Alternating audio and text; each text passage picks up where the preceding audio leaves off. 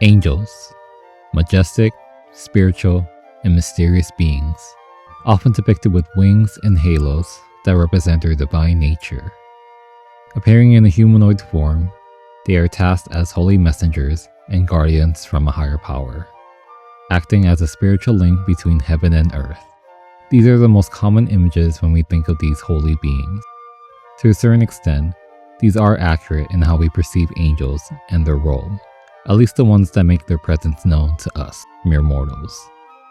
However, Bible-accurate angels would describe these beings as more beastly, bizarre, and downright terrifying in their appearance, at times possessing multiple heads, numerous wings, a collective figure of moving objects or shapes, and many, many all-seeing eyes, making it sound more at home in an H.P. Lovecraft novel or the Neon Genesis series.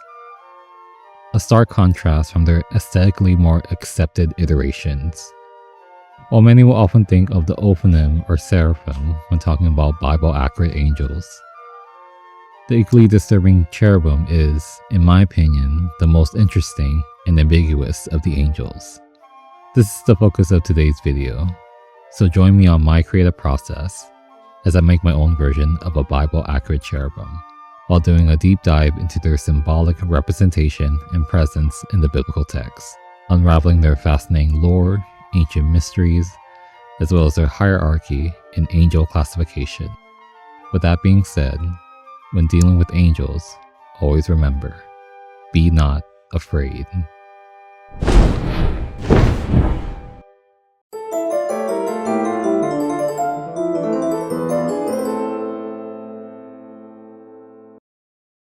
Hey friend, it's Jackie here. I know, long time no see. This project has been one of the most complex and technical things I have ever made, and I can't stress that enough for this particular project. I ventured out of my comfort zone of just a standard sculpture and experimented with other mediums, dabbling in making my first interactive kinetic sculpture while running into many roadblocks along the way. More on that later in the video, as well as trying to manage a very chaotic and unpredictable work and personal life, which started around mid-October in 2025. Regardless, I'm thrilled to be back and finally share this long-awaited sculpture with you. After constructing my main body with wire and foil, I can get to sculpting, using some light Super Sculpey for a base layer.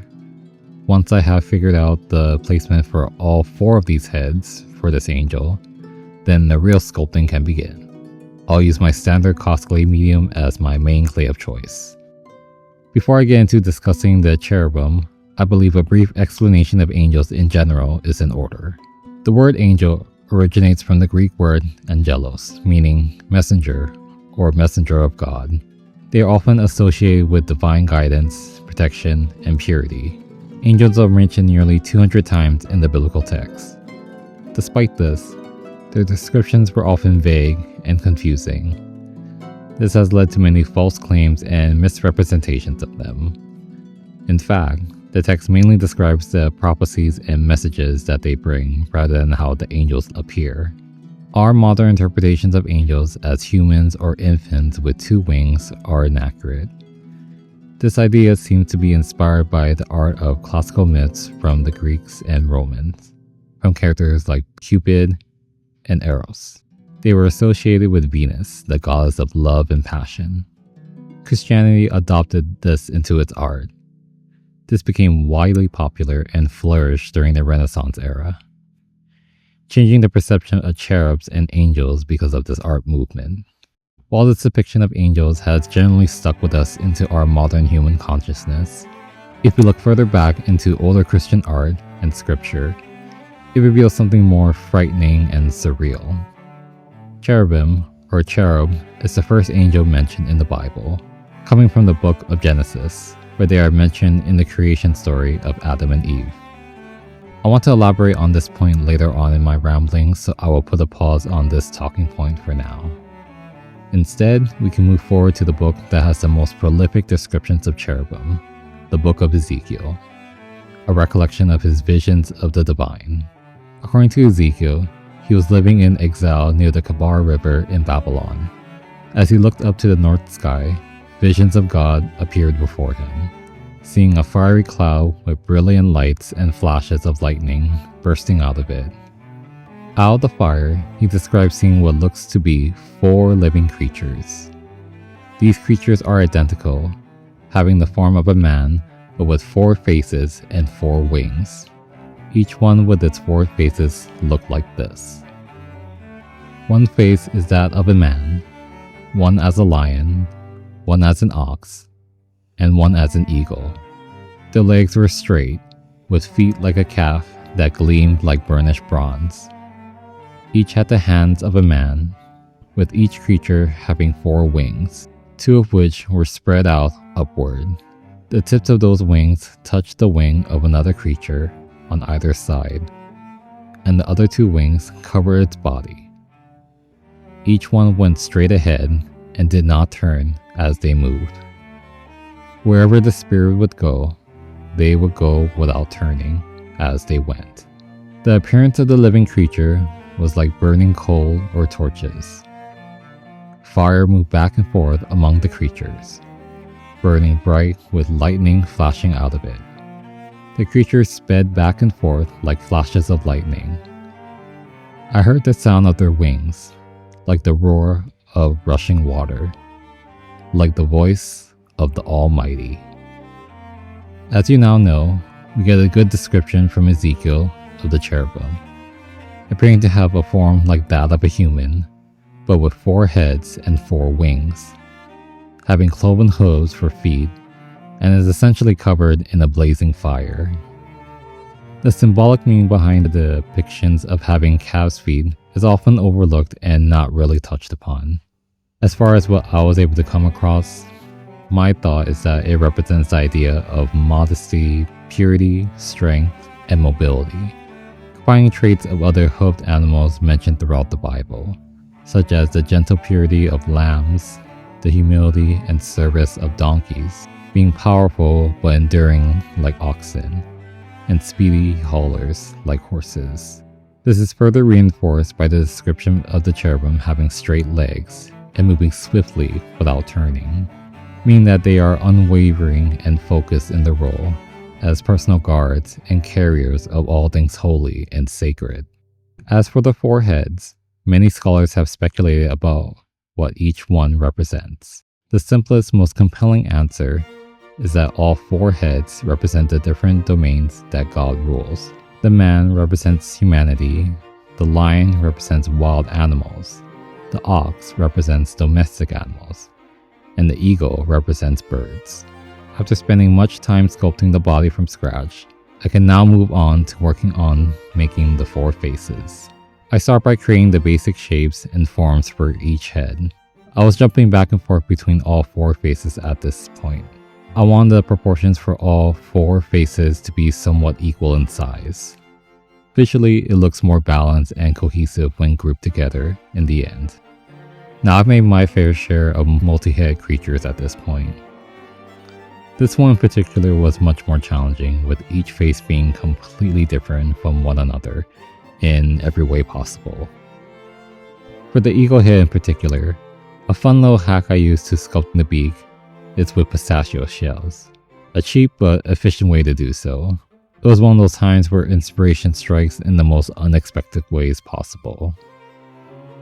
If we look further into Ezekiel's vision, he has referred to these beings as living creatures. Up until chapter 10, he refers to them by the name cherubim. With that, he also describes seeing 4 other beings alongside them. He says, "As I looked at the living creatures, I saw a wheel on the ground beside each creature with its 4 faces. This was the appearance and structure of the wheels. They sparkled like chrysolite, and all 4 looked alike. Each appeared to be made like a wheel intersecting a wheel. As they moved, they would go in any of the 4 directions the creatures face. The wheels did not turn about as the creatures went. Their rims were high and awesome, and all 4 rims were full of eyes all around. When the living creatures moved, the wheels beside them moved, when the living creatures rose from the ground, the wheels also rose. Wherever the spirit would go, they would go, and the wheels would rise along with them, because the spirit of the living creatures was in the wheels. In this part of the passage, Ezekiel is describing 4 beings beside the cherubim, which look like wheels intersecting one another. If you are familiar with Bible accurate angels, this is the one that everyone thinks about when hearing the term, since they are the most bizarre looking ones, known as the wheels or thrones, or the name I prefer, which is Ophanim. I don't want to talk about them too much since I would like to dedicate that for their own sculpture and video in the future. What we can conclude from the text is that they seem to be connected to the cherubim, moving only when the cherubim move, since both the cherubim and Ophanim work together, much like a horse and carriage in transporting God's celestial throne. So we now have a pretty good idea of what cherubim look like from Ezekiel's account, as well as their role and function, but this is just one of many types of angels in this vast network and bureaucratic system in God's domain of heaven, consisting of various hierarchies, titles, roles, skills, and domains that the angels abide by. Here's where the theological study of angels helps to provide answers to these complex systems. The ranking system known as the 9 choirs of angels. This angelic hierarchy is based on an angel's proximity to God in heaven, a literal measure of distance between the almighty holiness to earth. To further simplify this, the 9 choirs are divided into 3 groups known as the 3 spheres of angels. The first sphere is the one closest to God's presence, and the most popular group for obvious reasons. Starting with the angels closest to God, the seraphim, then the cherubim, and finally the Ophanim. If you're wondering why I didn't start with sculpting the seraphim, I feel the cherubim isn't mentioned as much compared to the other 2. Also, in terms of art, I've yet to see a decent portrayal of a Bible accurate cherubim, especially in the form of a sculpture. This will be the first of 3 angel sculptures I plan on creating. Possibly a 4th one, depending on how I feel about it. Around this point into my process is when I started getting into doing feathers. Also the start of my own form of exile into what I call feather purgatory. Now with the eagle head completed, I'm about 95% done with sculpting the body at this point. I will put this aside to tackle one key component that I have been avoiding, which is how to incorporate the wings. You will quickly see why this has become the bane of my existence. I'm digging up an old drawing of wings I used for my Mothman project many years ago. It's already a good size and shape that will be a good starting point for the wings of my cherubim. Making multiple amounts of wings require a lot of planning, so I played around with how I wanted them to look and pose in order to create my armature for them. Sculpting wings is intimidating for me. The weight and fragile nature of them was always a big concern. I was feeling optimistic, hoping that I would figure it out along the way. I'm just briefly explaining this part of my process as a learning opportunity, since I failed at trying to sculpt wings. I made a batch of big feathers for the outer layers with Cosclay and cut sheets of chicken wire, allowing some flexibility to pose them later. Then I went about trying to attach them to the main body of the wing. I eventually got far enough to see some decent results in the process. Ultimately, my intuition was telling me that this isn't going to work and I need to pivot to a new way of creating these wings. The weight of this is going to be too much with the amount of clay it's going to have when finished. Added that I'm going to need 4 of these as well. Plus sculpting each and every feather was already taking way too long. I kept creating more problems than I needed to fix, so yeah, I just needed to scrap this and try something else. I was feeling very defeated at this point in the process, since this was right around the holiday season in December. I took a hiatus from this to get some clarity and actually enjoy the holiday season with loved ones.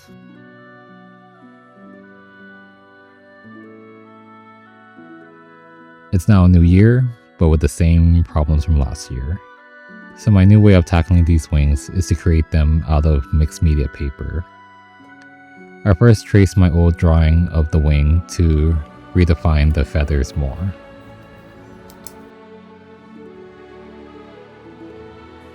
My plan is to have about 5 to 7 different sizes of these feathers made, so when I assemble them, it creates a nice look and feel of real wings.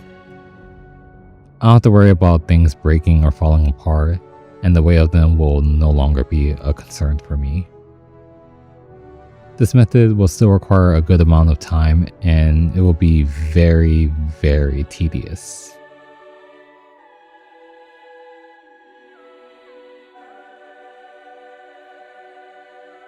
Which brings me back to my previous comment about being in feather purgatory, which is how I felt throughout this whole process.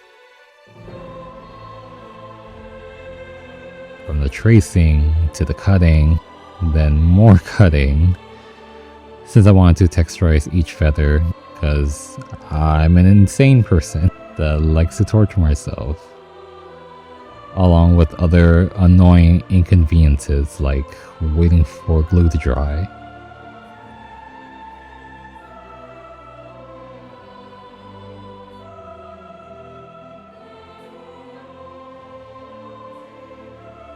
One big tip I have when making wings is that always make more feathers than what you need.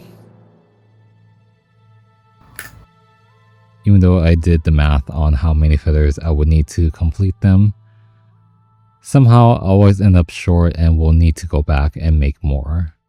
So to save yourself time, always make more than what you think you need.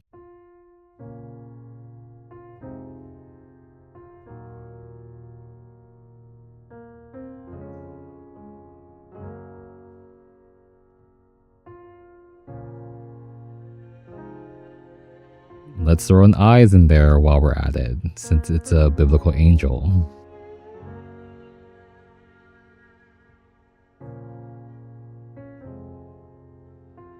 Despite my many grievances, deep down, I know that it will all be worth it in the end. Maybe. This is my only other option, so I had to make it work.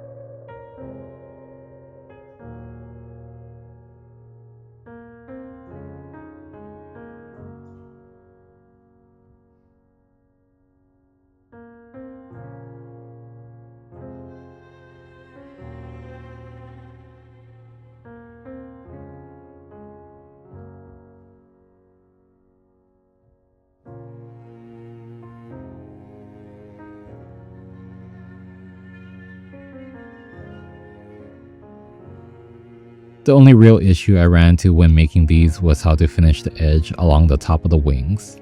Thankfully, I still had some papier-mâché clay available.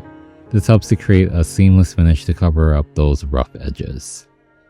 Now that I can look back on this process when putting this video together, I am really pleased with how they turned out. Will I ever do this method again? As of now, no, but not never, since I can improve on this and do better on the next one. It's still too soon for me to think about making wings again. I'm even more glad that I didn't start with the seraphim. With that out of the way, I can finish the last detail in the sculpting by adding the many all-seeing eyes that this angel has. I didn't really have a clue how I wanted to arrange the eyes, so I just played around with the placement of them till I had something I liked.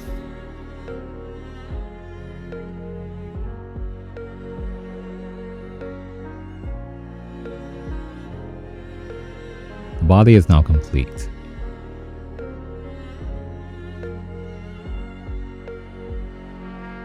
I'm excited to finally be able to share this part with you. I mentioned earlier in the video that the sculpture will have an element of movement in it. This stems from my long-time obsession with automatons. Essentially, they are self-operating machines or controlled mechanisms that combine artistry, craftsmanship, and mechanical engineering all into one. These things always blew my mind with what they can do and were way ahead of its time. This unfinished looking device is the byproduct of me combining two failed ideas of other projects. The twisted wire with the square base was supposed to be a stand for a different project, while the round wooden disc with gears in the middle was meant for a witch sculpture that I never finished, since I couldn't get to work at the time. So somehow, combining the two, I now have something that works and is the perfect addition to this project. These perpendicular interlocking gears allow me to incorporate a hand crank to control the spinning metal tip on top of the base. That way, my moving element will be a focal point in front of my cherubim, while the twisted wire is going to help hold up my angel sculpture. It may not make sense now, but it will in the end. I'm just so thrilled that I am finally doing this. For the design of this base, I'm sculpting flame elements all over with Apoxie Sculpt and Thermo plastic beads, which really highlights the idea that biblical angels are always described to be engulfed in fire, due to being in close proximity to God and his warm, bright aura, which is a great segue into my previous point about the cherubim. They were the first angels mentioned in the Bible from the book of Genesis. You may be familiar with Adam and Eve in the creation story, where they ate the apple from the tree of knowledge in the Garden of Eden. They were quickly banished, and God had placed a cherubim and a whirling, flaming sword by the entrance of the garden to further prevent Adam to gaining access to the tree of life. This is another great example of the importance of the cherubim and their role as guardians. There is much debate whether the cherubim wields this flaming sword, since it is described to always be spinning and in motion, and can seem to act on its own, theorizing that the sword may be a living entity or even an angel or spirit itself. Needless to say, it is this tiny detail that inspired me to add a whirling flaming sword to further tie in many more symbolic imagery to the cherubim. At this point in the sculpture, I'm using more of my thermal plastic beads to cover my twisted wire. I often try to make a very seamless look in every aspect possible, since this is an important part that holds up my sculpture. I had to be creative and decided to make the stand as this mystical cloth that wraps around the body, strategically covering any parts of the human figure that may have some people feeling some kind of way, often from religious or social pressure. I don't know if there is a name for it, but I simply refer to it as a modesty cloth, in reference to many classical artworks where nudity was unacceptable. They will often cover the genitals with drapery or fig leaves. It's my own little way of poking fun at the idea of hiring artists to censor other artists' work, but done so in a classy and tasteful way.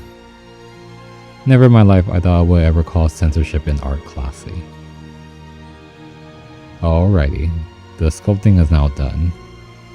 Here's a little showcase of everything before I go to paint.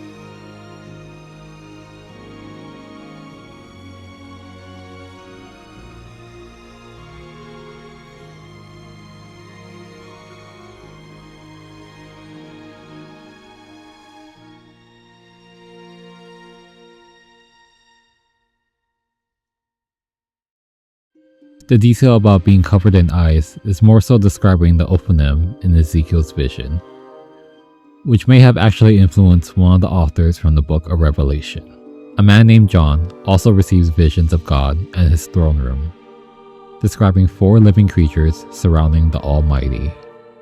Here's where things differ from Ezekiel's account. Each of the living creatures has 1 head, each representing one of the 4 animals of the cherubim. They also have 6 wings like a seraphim, and their body is full of eyes like an Ophanim. Now this is quite perplexing, since these living creatures from Revelations sound like a mix of all 3 angels from the first sphere in Ezekiel. It's unclear whether they are either seraphim or cherubim, as they are often classified as one of the two. Perhaps the author got them mixed up in his writings.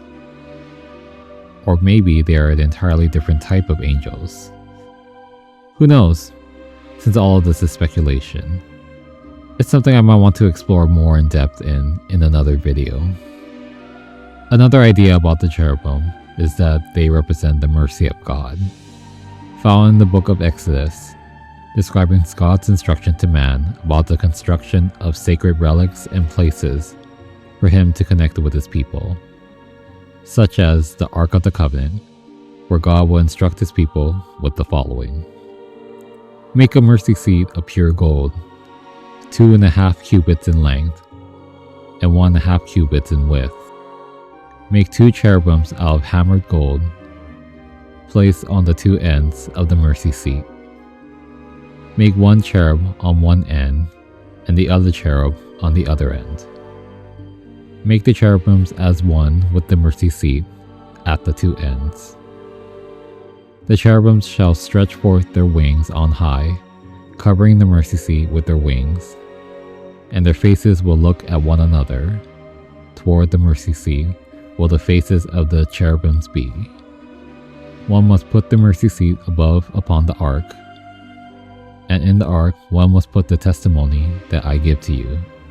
There I will meet with you, and will commune with you from above the mercy seat. Between the 2 cherubims which are upon the ark of the testimony, of all things which I will give to you in commandment unto my people.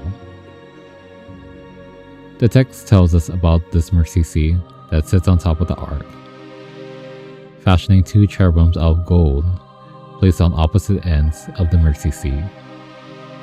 It is believed that one can only truly be forgiven of sin by God in the presence of the ark. The mentioning of cherubims further indicates their other role as advocates to God's mercy. Inside the ark is said to contain Moses' stone tablets of the 10 Commandments, the rod of Aaron, and a gold pot of manna. This ark was placed inside a tent known as the tabernacle, where the images of cherubim are embroidered into fine twisted linen curtains inside the tabernacle. When the location of the ark had to be moved, the last place that it was said to reside was in King Solomon's temple, where 2 large cherubim statues were constructed out of olive wood, each one standing 10 cubits in height. The ark housed in between both statues.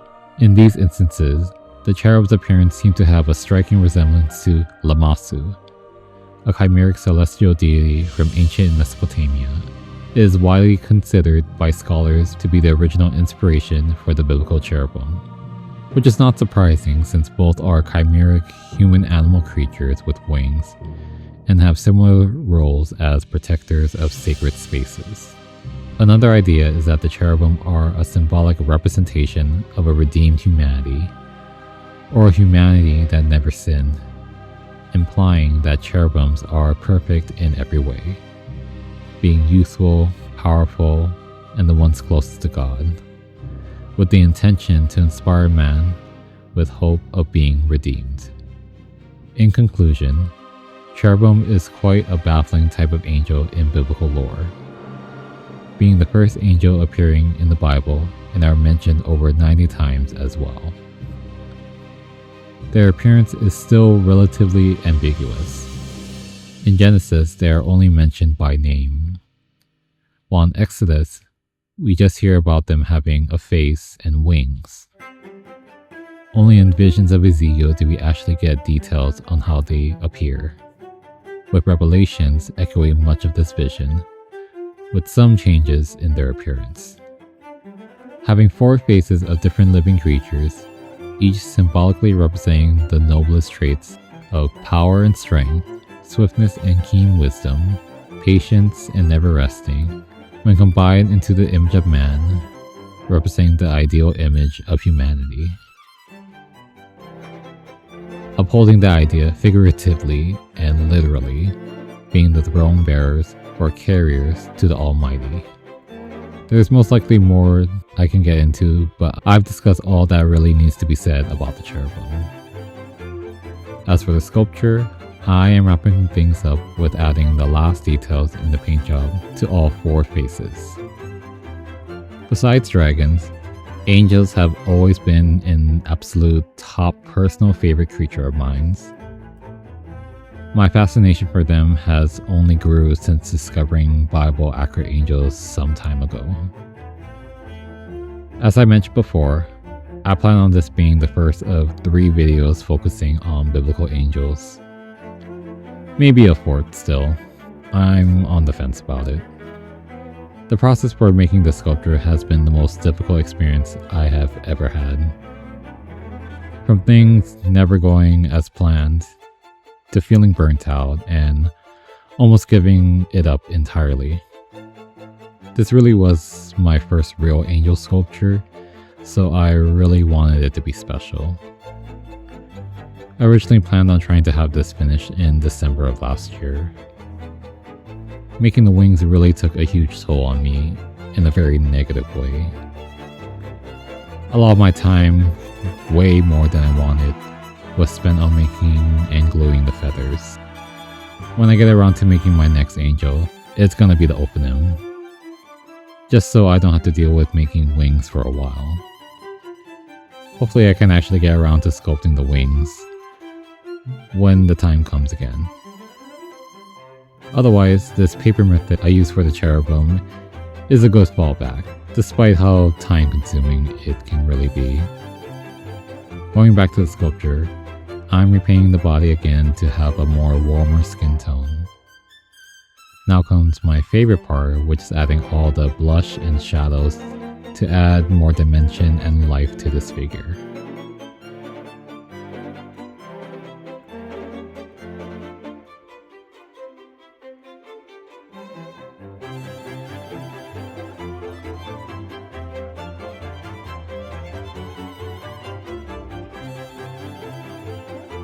Then it's finishing the many eyes all over the body. I want to follow the same thing as different colored eyes on the wings.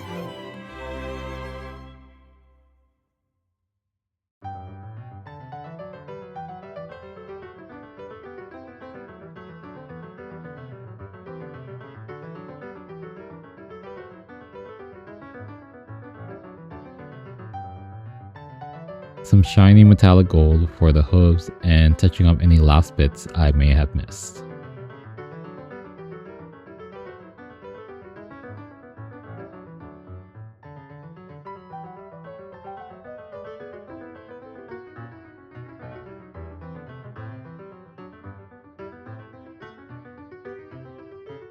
Anyways, that will do it for the painting.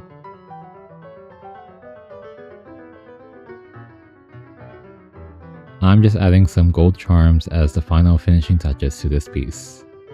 Otherwise, we can see how it all comes together in the final look.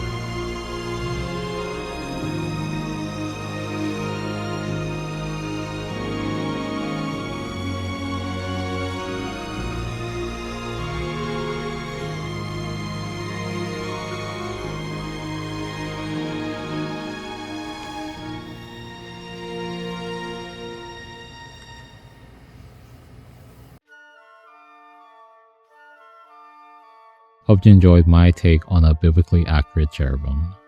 Making this angel was a huge learning experience for me. I'm just relieved I have finished and can now catch up on other unfinished projects I got going on. Thank you so much for watching. Remember to stay creative. Now, more than ever, keep that creative spirit of yours going no matter what. Take care, and I'll see you in the next one.